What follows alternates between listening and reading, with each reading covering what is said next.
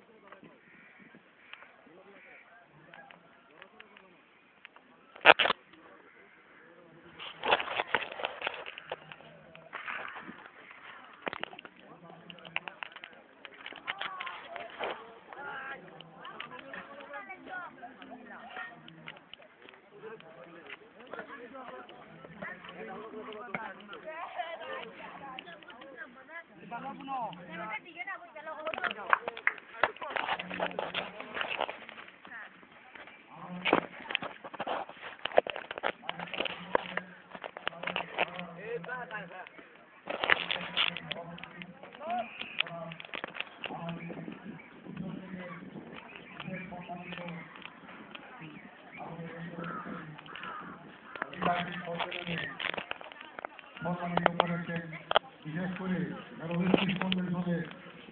কর্মকর্তাবৃন্দ এবং বিভিন্ন বিভাগ এবং মন্ডলী থেকে আগত আমার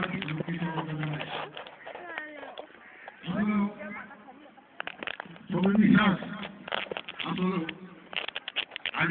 আদিবাসী বান্ধব ব্যক্তি উনি সবসময় খোঁজ খবর নেন, বিশেষ করে আমাদের গারো এবং হাজংদের প্রতি ওনার কিন্তু আসলে একটু দুর্বল আছে, আমাদের প্রতি ওনার খুবই দুর্বল আছে। এটা আমি অনেক প্রমাণ পেয়েছি, ওনার সাথে আমি প্রায় যোগাযোগ হয়, প্রায় আলাপ হয়।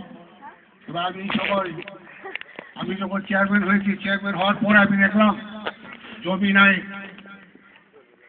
অনেক আদিবাসীর মধ্যে কিন্তু জমি আছে, দেখ দলিল আছে কিন্তু জমি নাই।